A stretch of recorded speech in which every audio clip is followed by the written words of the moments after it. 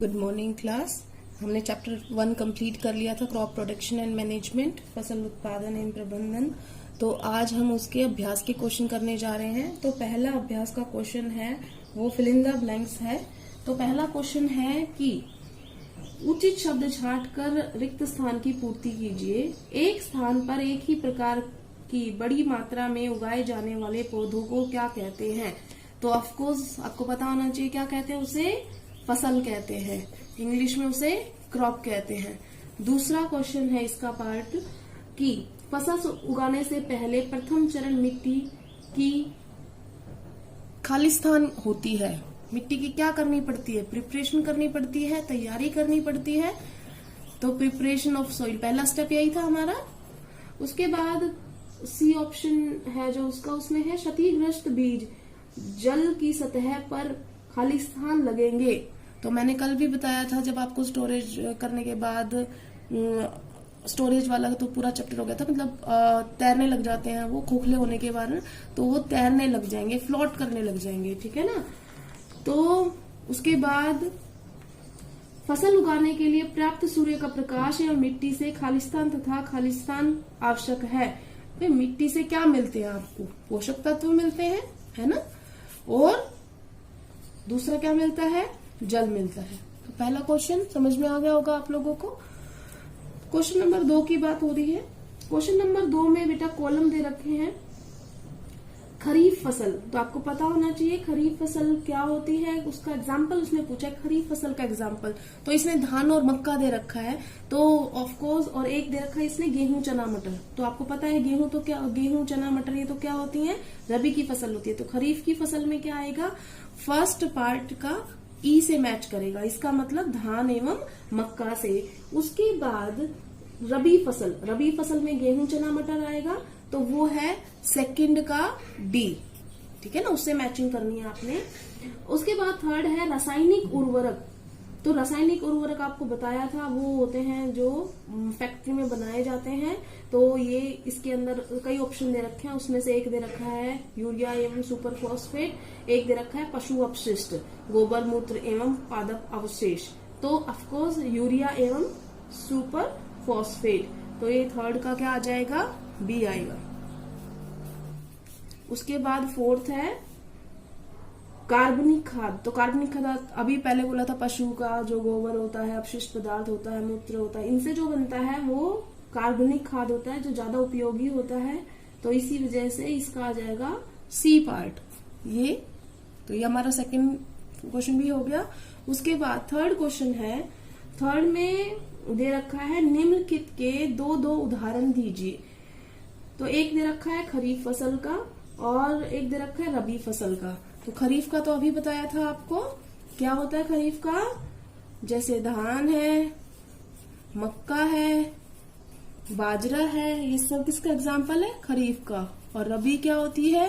गेहूं, चना, मटर, ये सब इसके अंदर आएंगे, ठीक है।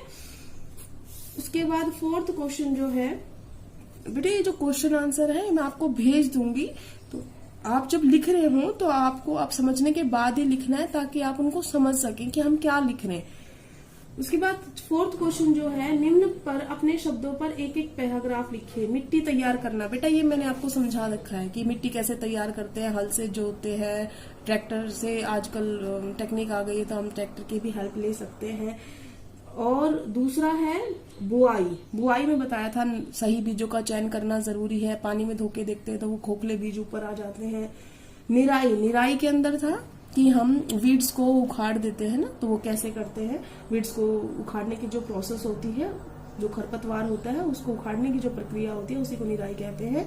थ्रेशिंग होता है बेटा जो भूसा अलग कर देते हैं हम सीड से, तो वो विधि थ्रेशिंग कहलाती है। तो ये आपको करवा रखा है, अच्छी तरीके से करवा रखा है। क्वेश्चन नंबर 5 पे आते हैं हम। क्वेश्चन नंबर 5 है उर्वरक खाद किस प्रकार भिन्न है। तो इसके तो मैंने बहुत ज्यादा डिफरेंस करवा रखे हैं। खाद जो होता है जैविक पदार्थ होता है, वो रासायनिक पदार्थ होता है। उर्वरक जो खाद होता है वो आराम से खेतों में भी बना सकते हैं, या मतलब अपने घर में जो बेकार जगह होती है वहां पे यूज करके उसको वहां पे भी बनाया जा सकता है। उर्वरक जो होता है हमेशा कारखानों में बनता है। खाद जो होता है मिट्टी की उर्वरकता बढ़ाता है, जो उर्वरक होता है वो नहीं बढ़ाता है। तो बहुत सारे डिफरेंस मैंने आपको कराए थे पहले भी, तो आप वो लिख सकते हैं। उसके बाद आते हैं हम सिंचाई किसे कहते हैं। तो सिंचाई आपको बता रखा है, पानी जो देते हैं हम फसलों को कुछ इंटरवल के बाद, उसे हम सिंचाई इरिगेशन कहते हैं। जल संरक्षित करने वाली सिंचाई की 2 विधियों का वर्णन कीजिए। तो एक तो था आपको स्प्रिंकलर सिस्टम बताया था, फव्वारा वाला, और सबसे ज्यादा जो सर्वोत्तम तरीका था वो बताया था ड्रिप सिस्टम, एक एक बूंद जाके एक एक पौधे के पास जाती है, तो वो वाला ड्रिप सिस्टम सबसे बेहतरीन है।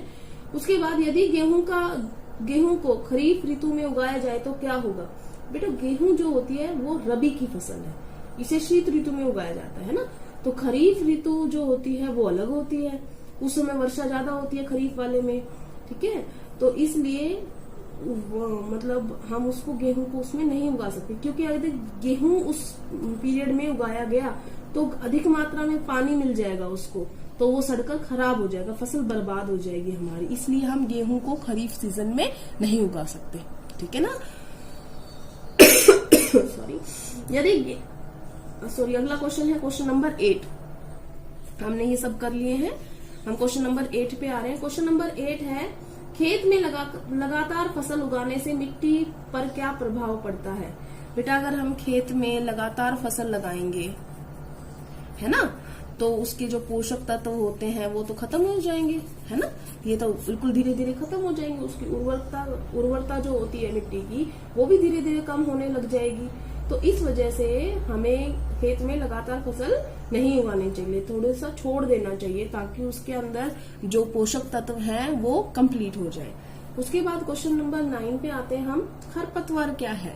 खरपतवार आपको बताया था, खरपतवार जो होते हैं अवांछित पौधे होते हैं फसलों के अंदर, उनको बोलते हैं। उनको नियंत्रण कैसे करते हैं हम, या तो आप ऐसे ही उखाड़ लो या हम उसका छिड़काव कर देते हैं, ठीक है। तो इससे हम खरपतवार से बच सकते हैं, अपनी फसल को बचा सकते हैं। उसके बाद क्वेश्चन नंबर 10 है, उसमें सारी चीजें लिखी हुई हैं कि कौन सी ब्रैकेट में ये काम पहले करना है या काम बाद में।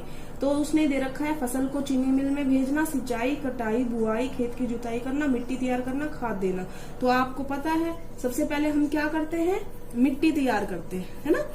उसके बाद हम क्या करते हैं, खेत की जुताई करते हैं, उसके बाद बुआई करते हैं, बीज डालते हैं, बुआई के बाद हम खाद देते हैं, उसके बाद हम सिंचाई करते हैं और उसके बाद हम कटाई करते हैं। उसके बाद फसल हमारी चीनी मिल में जाएगी, ठीक है ना।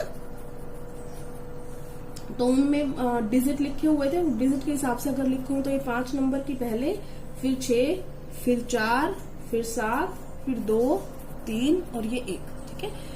11वां क्वेश्चन बेटा इन कॉलम के नीचे लिखा हुआ था, जैसे 1 नंबर पे ये थी चीनी मिल में भेजना, पहले मैंने यही बोला था ना, तो आपने उस हिसाब से उनको अरेंज करना था कि कौन सा वाला पहले आएगा, तो हमने ये अरेंज कर दिया है। उसके बाद क्वेश्चन नंबर 11 है, क्वेश्चन नंबर 11 में दिया है आपको एक पजल सॉल्व करनी है। तो उसने ऊपर से नीचे की ओर और बाई से दाई की ओर, तो मैं क्वेश्चन का बोल देती हूँ ताकि आपको आंसर पता चल जाए उनमें क्या फिल करना है आपने। तो पहला है सिंचाई का पारंपरिक तरीका, सिंचाई का पारंपरिक तरीका, तो ये ऊपर से नीचे वालों के लिए लिख रही हूं मैं। पहला ऊपर से नीचे जो था पारंपरिक तरीका वो क्या होता है, पहले शुरुआत में क्या होते थे, रहट चलते थे।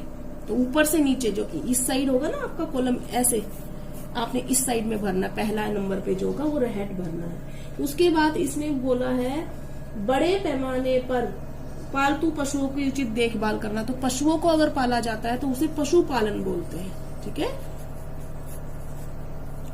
उसके बाद फसल जिन्हें वर्षा ऋतु में बोया जाता है, ऑफकोर्स उनको क्या बोलते हैं हम, खरीफ की फसल बोलते हैं। उसके बाद 6 नंबर है ऐसे, तो फसल पक जाने के बाद काटना, फसल पक जाती है तो उसको काटते हैं तो कटाई बोलते हैं उस प्रोसेस को, सिंपल। अब आ रहे हैं हम बाएं से दाएं, तो उसका 1 नंबर पे है बाएं से दाएं। अब आपने यूं भरना है, इसके लिए यूं, इसके लिए हम नीचे की साइड भर रहे थे। शीत ऋतु में उगाई जाने वाली फसलें। अब शीत ऋतु में कौन सी फसल उगाई जाती है? रबी की फसल उगाई जाती है, ठीक है। उसके बाद एक ही किस्म के पौधे जो बड़े पैमाने पर उगाए जाते हैं उसे क्या बोलते हैं? हम फसल बोलते हैं, है ना। उसके बाद ये 4 नंबर पे है बेटा, इसका 4 नंबर है, 2 नहीं है। उसके बाद 5 नंबर पे रासायनिक पदार्थ जो पौधों को पोषक प्रदान करते हैं, तो उर्वरक 4 खानों का था ये। और उसके बाद लास्ट है खरपतवार हटाने की प्रक्रिया, निराई कहलाती है। तो ये आज आपका चैप्टर कंप्लीट हो गया है। ये आपने अपनी पूरी नोटबुक में लिखना है और मुझे होमवर्क आज ही सेंड करना है। Thank you class.